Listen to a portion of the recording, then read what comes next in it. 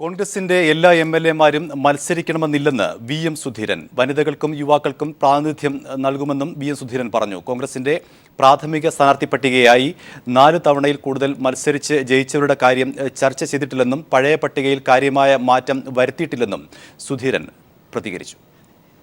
82 സീറ്റുകളിലേക്കുള്ള പട്ടികയാണ് തയ്യാറാക്കിയിട്ടുള്ളത്. കോൺഗ്രസിൻ്റെ പക്കൽ ഇപ്പോൾ നിലവിലുള്ള കഴിഞ്ഞ തെരഞ്ഞെടുപ്പിൽ കോൺഗ്രസ് മത്സരിച്ച സീറ്റുകളിലേക്കുള്ള പ്രാഥമിക പട്ടികയാണ് തയ്യാറാക്കിയിട്ടുള്ളത്.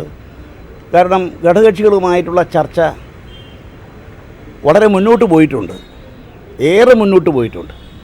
എങ്കിലും ചില കാര്യങ്ങളിലൊക്കെ ഒരു അവസാനവട്ട തീരുമാനം ഉണ്ടാകണം. സ്വാഭാവികമായി സിറ്റിംഗ് എംഎൽഎമാരുടെ എല്ലാവരുടെയും പേര് അയക്കുന്നുണ്ട്, ഒരാളെ പോലും ഒഴിവാക്കുന്നില്ല. അല്ല, സ്വാഭാവികമായി യുവാക്കൾക്കും വനിതകൾക്കും മറ്റേത് കാലത്തേക്കാളും കൂടുതൽ പ്രാതിനിധ്യം ഈ പട്ടികയിൽ വരുത്താൻ ശ്രമിച്ചിട്ടുണ്ട്. വിവരങ്ങളുമായി ജീവൻകുമാർ തിരുവനന്തപുരത്ത് നിന്നും ചേരുന്നു. ജീവൻകുമാർ, ടി.എൻ. പ്രതാപൻ അടക്കമുള്ളവർ മത്സരത്തിനില്ല എന്ന് പരസ്യമായി പറഞ്ഞവർ വരെ പട്ടികയിൽ ഇടം പിടിച്ചിട്ടുണ്ട് എന്നാണ് അറിയാൻ കഴിയുന്നത്. അന്തിമ സ്ഥാനാർത്ഥി പട്ടിക എന്നത്തേക്ക് തയ്യാറാകും? വിശദാംശങ്ങൾ. ഹരി, കോൺഗ്രസിന്റെ എക്കാലത്തെയും നടപ്പ് രീതി അനുസരിച്ച് സാധാരണഗതിയിൽ ഒരിക്കലും സംസ്ഥാന രാഷ്ട്രീയത്തിൽ പട്ടിക തീരുമാനിക്കില്ല എന്നതിന് ഒരു മാറ്റവും ഇത്തവണത്തെ തെരഞ്ഞെടുപ്പിലും ഉണ്ടായിട്ടില്ല.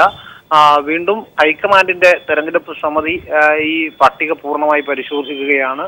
അതിനായി സംസ്ഥാന തെരഞ്ഞെടുപ്പ് കമ്മിറ്റി തയ്യാറാക്കിയ പട്ടികയിൽ യാതൊരു മാറ്റവും വരുത്താതെ ഹൈക്കമാൻഡിലേക്ക് പട്ടിക കൈമാറിയിരിക്കുന്നു. ചില മാനദണ്ഡങ്ങൾ നേരത്തെ തന്നെ ഈ കാര്യത്തിൽ ഉണ്ടായിരുന്നു. സിറ്റിംഗ് എംഎൽഎമാർ മുഴുവൻ പേരും ഈ പട്ടികയിൽ ഇടം പിടിച്ചിട്ടുണ്ട്.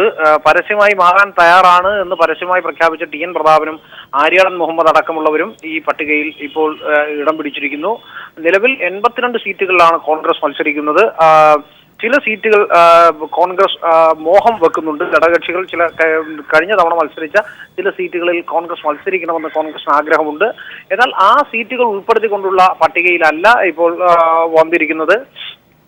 കഴിഞ്ഞ തവണ കോൺഗ്രസ് മത്സരിച്ച 82 സീറ്റുകളിലേക്കുള്ള പട്ടികയാണ് ഇപ്പോൾ വന്നിരിക്കുന്നത്. ഘടകകക്ഷികളുമായുള്ള ചർച്ചകൾ, ഉഭയകക്ഷി ചർച്ചകൾ പൂർത്തീകരിക്കുന്ന മുറയ്ക്കായിരിക്കും ഈ കാര്യത്തിൽ അന്തിമമായ ഒരു പട്ടികയിലേക്ക് എത്തുക. നിലവിൽ നേരത്തെ ഹാരി സൂചിപ്പിച്ചതുപോലെ സിറ്റിംഗ് എംഎൽഎമാരെ മുഴുവൻ പേരെയും പട്ടികയിൽ ഉൾപ്പെടുത്തിയിട്ടുണ്ട്.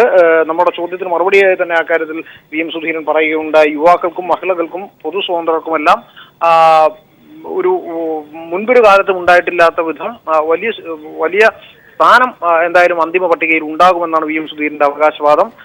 എന്തായാലും അത് ആ കാര്യം തീരുമാനിക്കുന്നതിനായി 28, 29, 30 തീയതികളിലായി കേന്ദ്ര സ്ക്രീനിംഗ് കമ്മിറ്റി ചേരുന്നുണ്ട്. അതിൽ കേരളത്തിൽ നിന്നുള്ള പ്രതിനിധികളായി വി.എം. സുധീരനും ഉമ്മൻചാണ്ടിയും സാധാരണഗതിയിൽ PCC അധ്യക്ഷനും പാർലമെന്ററി പാർട്ടി ലീഡറുമാണ് പങ്കെടുക്കാറുള്ളതെങ്കിൽ പോലും ഇത്തവണ രമേശ് ചെന്നിത്തലയും കൂടി ഈ യോഗത്തിൽ പങ്കെടുക്കും.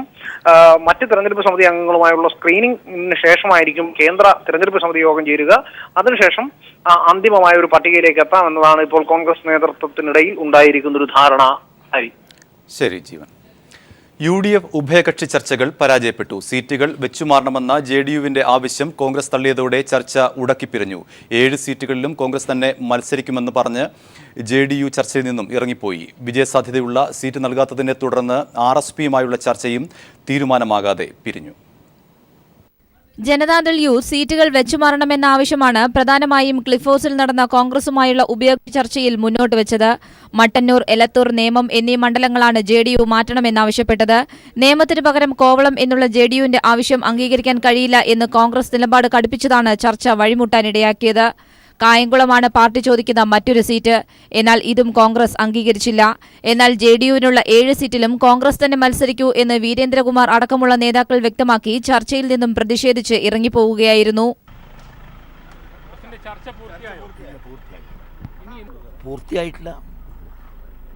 ഇനിയുള്ള ചർച്ചകൾ ദില്ലിയിൽ മാത്രമാകും നടക്കുകയെന്നും നേതാക്കൾ വ്യക്തമാക്കുന്നു.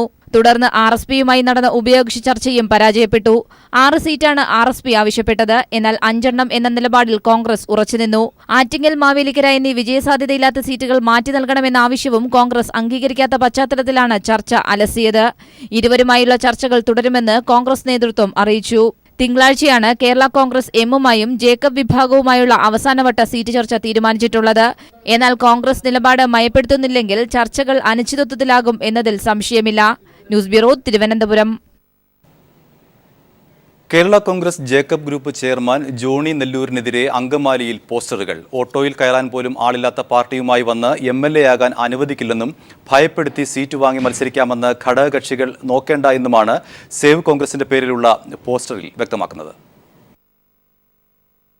അങ്കമാലി സീറ്റിനെ ചൊല്ലി UDFൽ തർക്കം ശക്തമാകുന്ന വേളയിലാണ് കേരള കോൺഗ്രസ് ജേക്കബ് ഗ്രൂപ്പ് ചെയർമാൻ ജോണി നെല്ലൂരിനെതിരെ പോസ്റ്ററുകൾ പ്രചരിക്കുന്നത്. ഓട്ടോയിൽ കയറാൻ പോലും ആളില്ലാത്ത പാർട്ടിയുമായി വന്ന് അങ്കമാലിയിൽ നിന്ന് തിരുവനന്തപുരത്തേക്ക് വണ്ടി കയറാമെന്ന് വിചാരിച്ചാൽ ഞങ്ങൾ അതിനെ അനുവദിക്കില്ല എന്നാണ് സേവ് കോൺഗ്രസിന്റെ പേരിൽ പ്രത്യക്ഷപ്പെട്ട പോസ്റ്ററിൽ പറയുന്നത്. അങ്കമാലി, ഇത് വിമോചന സമരത്തിന്റെ നാട്, കോൺഗ്രസിന്റെ ഉറച്ച മണ്ണ്. കോൺഗ്രസ് പ്രവർത്തകരുടെ വികാരത്തെ അവഗണിച്ചാൽ വലിയ വില നൽകേണ്ടി വരുമെന്നും പോസ്റ്ററിൽ മുന്നറിയിപ്പ് നൽകുന്നു. ഘടകകക്ഷികളുടെ കയ്യിൽ നിന്ന് അങ്കമാലി സീറ്റ് ഏറ്റെടുക്കൂ, കോൺഗ്രസിനെ രക്ഷിക്കൂ എന്ന് ആവശ്യപ്പെടുന്ന പോസ്റ്ററിൽ ഭയപ്പെടുത്തി അങ്കമാലി സീറ്റിൽ മത്സരിക്കാമെന്ന് ഘടകകക്ഷികൾ വിചാരിക്കേണ്ട എന്നും കോൺഗ്രസിന്റെ മണ്ണ് കണ്ട് ഘടകകക്ഷികൾ കൊതിക്കേണ്ട എന്നും മുന്നറിയിപ്പ് നൽകുന്നുണ്ട്. കഴിഞ്ഞ തെരഞ്ഞെടുപ്പിൽ 7170 വോട്ടിന് ജനതാദൾ എസ് നേതാവ് ജോസ് തെറ്റേലിനോട് പരാജയപ്പെട്ടെങ്കിലും ഈ സീറ്റ് കിട്ടിയേ തീരൂ എന്ന കടുംപിടുത്തമാണ് ജോണി നെല്ലൂരിനുള്ളത്. എന്നാൽ NSU ദേശീയ പ്രസിഡന്റ് റോജി M. ജോണിനെ സീറ്റ് നൽകണം എന്ന ആവശ്യത്തിൽ കോൺഗ്രസ് നേതാക്കളും ഉറച്ചു നിൽക്കുകയാണ്. റോജി M. ജോണിനു വേണ്ടി അണികൾ അണിയറ പ്രവർത്തനങ്ങൾ തുടങ്ങിയിട്ടുമുണ്ട്. അങ്കമാലി സീറ്റിനെ ചൊല്ലിയുള്ള UDFലെ ചർച്ച അന്തിമഘട്ടത്തോടടുക്കുമ്പോഴാണ് പ്രതിസന്ധി സൃഷ്ടിച്ചുകൊണ്ട് പോസ്റ്ററുകൾ വ്യാപകമാകുന്നത്. News bureau, Kochi. ഉമ്മൻചാണ്ടി സർക്കാരിനെതിരെ KK രാമചന്ദ്രൻ മാസ്റ്ററുടെ ഫേസ്ബുക്ക് പോസ്റ്റ്. ഭൂമി മാത്രമല്ല, വായുവും വെള്ളവും ആകാശവും സൂര്യനും വിവിധ കമ്പനികൾക്ക് തീറെഴുതിയ സർക്കാരിന്റെ അടുത്ത ലക്ഷ്യം ദൈവമായിരിക്കുമെന്നാണ് രാമചന്ദ്രൻ മാസ്റ്ററുടെ വിമർശനം. ദൈവമേ അങ്ങ് കരുതിയിരിക്കണമേ എന്ന തലക്കെട്ടിലാണ് രാമചന്ദ്രൻ മാസ്റ്ററുടെ വിമർശനം.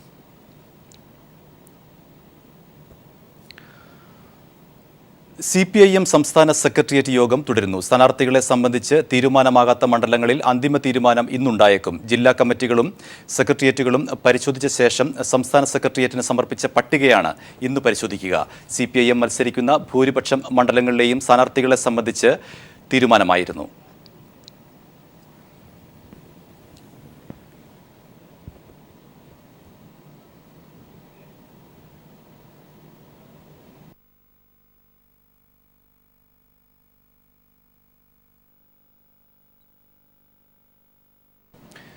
ഇടുക്കിയിൽ കടബാധ്യതയെ തുടർന്ന് ഏലം കർഷകൻ സ്വയം ചിതയൊരുക്കി ആത്മഹത്യ ചെയ്തു. ഇടുക്കി പൂപ്പാറയിലാണ് സംഭവം. കടുത്ത സാമ്പത്തിക പ്രതിസന്ധി മൂലമാണ് ഇടുക്കി പൂപ്പാറ വട്ടത്തോട്ടിൽ വീട്ടിൽ വിജയൻ ആത്മഹത്യ ചെയ്തത്. 2 ഏക്കർ പാട്ടഭൂമിയിൽ ഏലകൃഷി ചെയ്തു വരികയായിരുന്നു വിജയൻ. ഏലത്തിന്റെ വിലയിടിഞ്ഞതോടെ പ്രതിസന്ധിയിലായ വിജയൻ ഭാര്യയുടെ ചികിത്സയ്ക്കും പണം കണ്ടെത്താൻ ബുദ്ധിമുട്ടിയിരുന്നു. ഇതാണ് സ്വയം ചിതയൊരുക്കി ആത്മഹത്യ ചെയ്യാൻ കാരണമായതെന്ന് പറയുന്നു. സംഭവത്തെക്കുറിച്ച് പോലീസ് പറയുന്നത് ഇങ്ങനെയാണ്. കഴിഞ്ഞ ദിവസം വിജയന്റെ അനുജന്റെ വീടിന് സമീപത്തെ ക്ഷേത്രത്തിൽ ഉത്സവമായിരുന്നു. ഭാര്യയെയും മകനെയും മരുമകളെയും വിജയൻ അവിടേക്ക് പറഞ്ഞുവിട്ടു. തുടർന്ന് ഇന്ന് രാവിലെ വീട്ടുമുറ്റത്ത് കിഴക്ക് വശത്തായി ചിതയൊരുക്കി. കർപ്പൂരവും മറ്റു പൂജാതി സാധനങ്ങളും ചിതയിൽ നിക്ഷേപിച്ചു. തുടർന്ന് ചിതയിൽ കിടന്ന് നേരത്തെ കയ്യിൽ കരുതിയിരുന്ന ഡീസലും പെട്രോളും ശരീരത്തേക്ക് ഒഴിച്ചു. സ്വയം തീ കൊളുത്തി. ഇന്ന് രാവിലെ വീടിന് സമീപത്ത് തീ ഉയരുന്നത് കണ്ട അയൽവാസിയാണ് വിജയന്റെ മകനെ ഫോണിൽ ഇക്കാര്യം അറിയിച്ചത്. ഇവരെത്തി നടത്തിയ പരിശോധനയിലാണ് ചിതയ്ക്കുള്ളിൽ വിജയന്റെ മൃതദേഹം കണ്ടെത്തിയത്. ഫെബ്രുവരി 15, മാർച്ച് 25 എന്നീ തീയതികൾ രേഖപ്പെടുത്തിയ 2 ആത്മഹത്യാക്കുറിപ്പുകളും പോലീസ് കണ്ടെടുത്തിട്ടുണ്ട്. സാമ്പത്തിക ബാധ്യതയാണ് ആത്മഹത്യയ്ക്ക് കാരണമെന്നും കത്തിൽ പറയുന്നു. തന്റെ ആത്മഹത്യയിൽ മറ്റാർക്കും ബന്ധമില്ലെന്നും കത്തിൽ സൂചനയുണ്ട്. News bureau, Idukki. UDF സർക്കാരിന്റെ വിവാദ ഉത്തരവുകൾ LDF അധികാരത്തിൽ വന്നാൽ റദ്ദാക്കുമെന്ന് VS അച്യുതാനന്ദൻ. കരുണ അടക്കമുള്ള എല്ലാ കരാറുകളും റദ്ദാക്കുമെന്നും VS പറഞ്ഞു.